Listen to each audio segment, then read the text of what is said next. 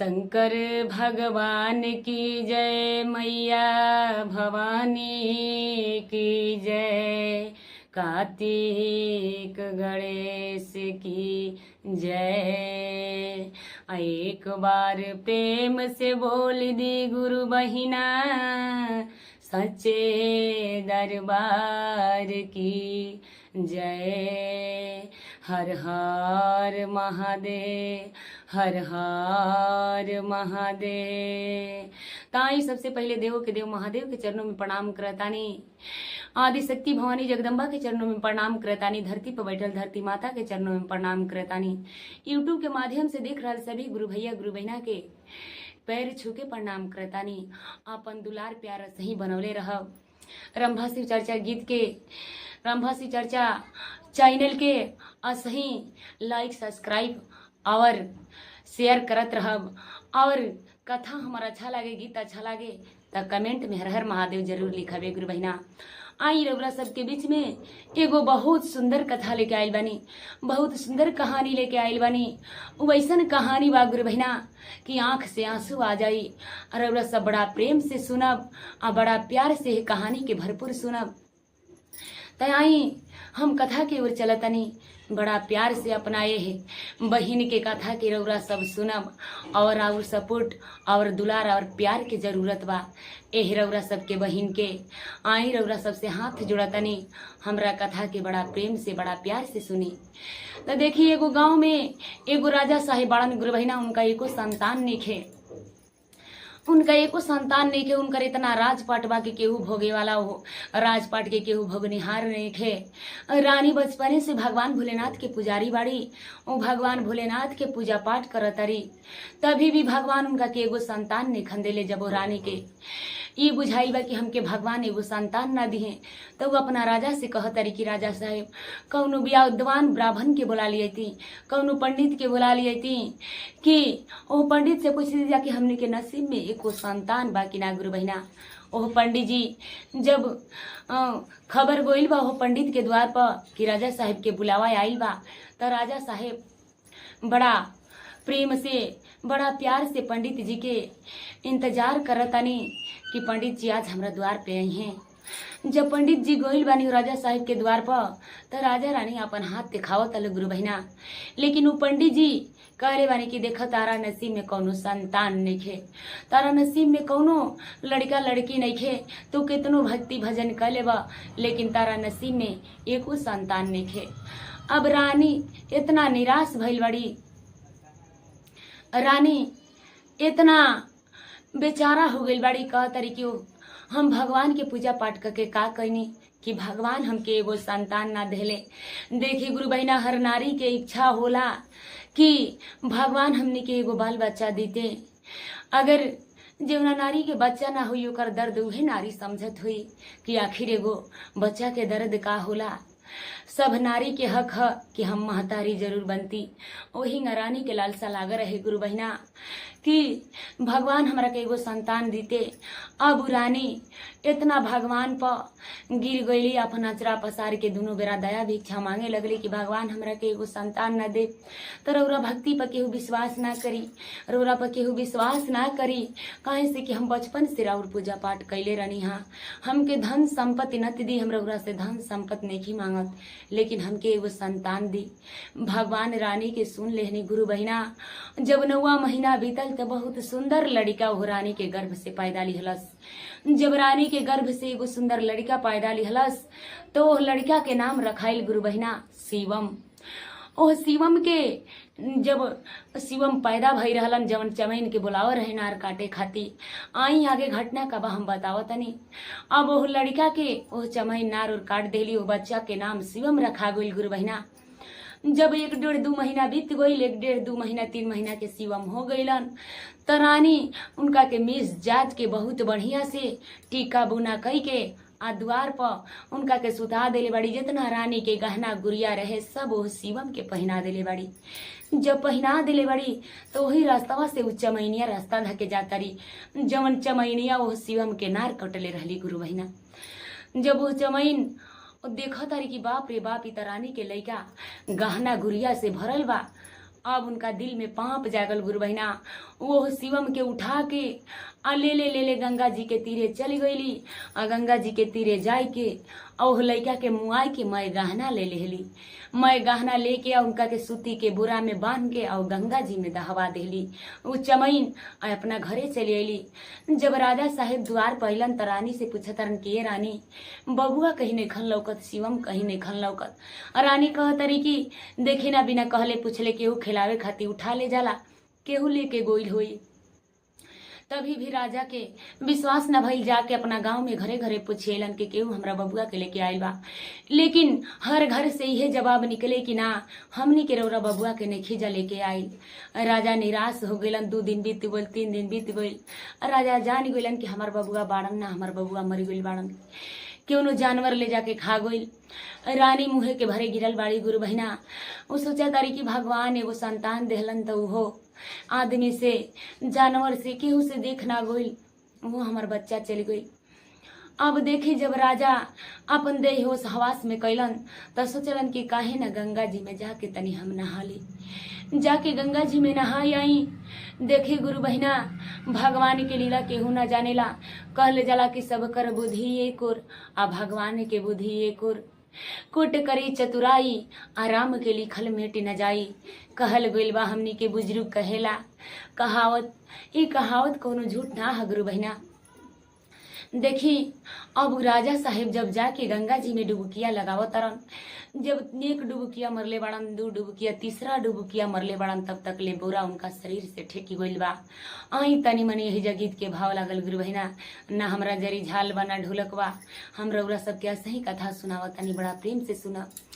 कहे के बा, अरे ये डुबकी मरले हो राजावा दुई डुबकी मारले, अरे दुई डुबकी मारले हो, तीसरे हो डुबकिया बोरावा आठे कलएरा, किया होए राम हो, तीसरे डुबकिया बोरावा आठे कलएरा। आई गुरु बहिना, जब 3रा डुबकी राजा साहेब मरले बाड़न तो वो बोरा उनका जब शरीर से ठेकल बा तो वो बोरा के उठा के आ गंगा जी के अरार पर राजा साहेब लेके आवतारन। अरे बोरावा जे आहो ये बहिना राजा वहाँ उठवले, अरे राजा वहाँ उठवले हो, अले के अइले गंगा के अरार नुहोरा, किया होए रमा हो, लेके अइले गंगा के अरार नुहोरा। देखी राजा साहेब गुरु बहिना ओह बोरा के उठाई के आ जब गंगा जी के आरार पर लेके धैले बड़न, आ जब ओह बोरा के खोला तारन तो जब खोलन तो देखा तारन कि बाप रे बाप, ये तो हमार बबुआ शिवम के लाश है। गुरु बहिना केहू के करेजा पानी हो जाई। देखी तो जब राजा साहेब देखले बड़न तो उनकर होश उड़ी गइल बा। लेकिन ओहिजा से ओ राजा बोरा के छोड़त नहीं खन। अरे कान्हावा परा जावा हो बोरा वहाँ उठवले, अरे बोरा वहाँ उठवले हो, धइली हले घारावा केरा होनु हो राम, किया होए रमा हो, धइली हले घारावा केरा होनु हो राम। उ राजा साहेब गुरु बहिना कान्हा पर बोरा के उठा के धैले बड़ा ना जाके अपना रास्ता के, अपना घर के रास्ता के नापी देले बड़न, अपना घर के रास्ता पकड़ लेले बड़न, अपन रास्ता पकड़ के घरे जाता रन। जब दुआरी पर गोइल बड़न तो रानी के बोला तरन कि सुहतल के बाड़ुए रनिया जागो लिहजे बाड़ू, यारे जागो लिहजे बाड़ू हो, खोल रनिया बजर के मारनु हो राम, किया होए रमा हो, खोल रनिया बजर के मारनु हो राम। सुतल बाड़ुए रनिया जा गहल बाड़ू मारे जा, गली बाडू हो खोल रनिया बजर के माडनु हो राम किया होए रामा हो खोल रनिया बजर के माडनु हो राम। देखी जब इतना बात रानी सुन ले बाड़ी तो वो सोचा तारे कि आखिर राजा साहेब कहाँ से इतना टाइम आईनी हमके केवाड़ी खोलवावे लगनी। जब रानी केवाड़ी खोले बानी तो राजा साहेब गौरी बात कहता रे गुरु बहिना यारे सुन बूत सुन ये रनिया हम रो बचनिया यारे हम रो बचनिया हो उजरे चादरवा दबी छाइनु हो राम किया हुए रमा हो उजरे चादरवा दोनबी छाइनु हो राम।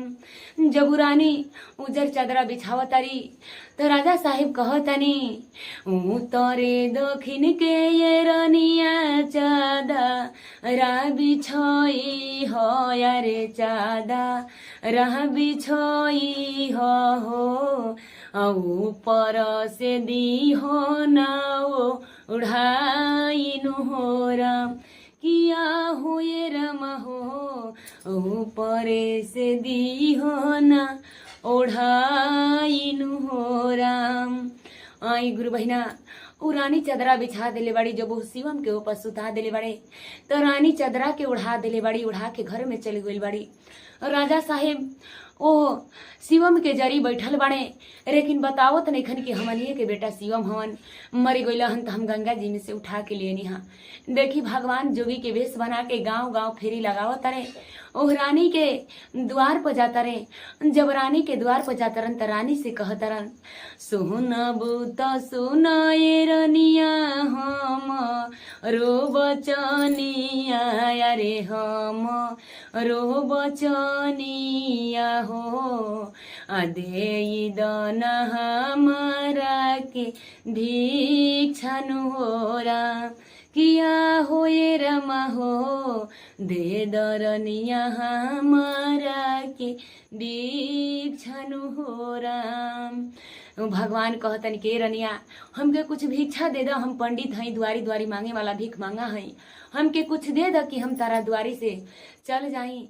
रानी कहतारी के जोगी हमरा तो खुदे भर मुहे खून भइल बा भगवान हमके एगो संतान देले रहन ओहो केहू ले जाके मुआ दिहल मार दिहल खा गइल हमार दिल खुशहाल नहीं खे कि हम तहरा के भिक्षा देव दूसर द्वार देख कह तारी रनिया अरे सुन बत सुन ये जोगी हम रो बचनिया अरे हम रो बचनिया हो देख जोगिया दूसर दुआर नु हो राम किया हो ये जोगी हो देख जोगी दूसर दुआर नु हो राम। जोगी सुनलन त बड़ा हमका दुख लागल कहत रन के एगो त 12 बरिस पर तहरा द्वारी पाइल बानी हमके फेन फेरी मंगावत तारू तू कहत रे जोगी आसरा लगा के ये रनिया तहरा दुआरायनी रे तहरा दुआरायनी हो हमारा के फेरी अरे मांगा वेलुएरा किया होए रमा हो हमारा के फेरिया मंगावेलुए राम। कहतरन जोगी कि हम कतहूँ फेरी मांगे ना जाइब एगो त 12 बरिस पर हम तारा दुआरी पाइल बानी हमरा के काहे फेरी मंगाओ तारू। राजा साहब से कहतनी कि अरे कम से कम हमरा के 1 लोटा पानियो पिया द। राजा साहेब गइलन गुरु बहिना 1 लोटा पानी वो जोगी खाती भर के लेके अइलन। जब जोगी खाती भर के लेके अइलन तो वो जोगी का कइलन कि वो पानी के परोर के अब वो बच्चा के मुंह में जब डलन तो शिवम हाथ गुड़ बिग बिग खेले लगलन। जब हाथ गुड़ बिग बिग खेले लगलन तब राजा साहिब रानी की बुलावतरन अरे खोलबू तो खोल ये रनिया बज रके मड़िया रे बज रह के मड़िया हो आपन बचनवा लोना उठा इनु हो राम किया होए रमा हो आपन बचनवा लोना उठा इनु हो राम। जब रानी इतना बात सुनले बड़ी गुरु बहिना कह तरी कि हमार राजा साहेब पागल हो गइल बड़न, हमार बचना तह दुनिया से चली गइल, हमके छोड़ी के चली गइल, हमरा के कौन बचना उठावे के राजा साहेब कहतरन। राजा साहेब के दिमाग डिस्टर्ब हो गइल बा। लेकिन जब दुआरी पर रानी जा तरी आ जब चदरा के देखो तरी तो देखो तरी कि उनकर शिवम मुसई हाथ गोड़ बिक के खेला तरन।